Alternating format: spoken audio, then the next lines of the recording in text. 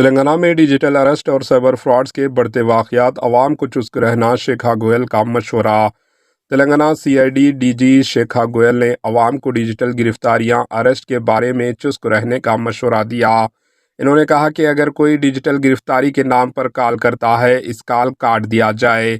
شیکھا گوئل نے تلنگانہ میں جاریہ سال سائبر جرائم سے متعلق رپورٹ کی اجرا کے موقع پر میڈیا سے بات کی۔ انہوں نے کہا کہ گزشتہ سال کے مقابلے تلنگانہ میں سائبر جرائم میں 18% اضافہ ہوا۔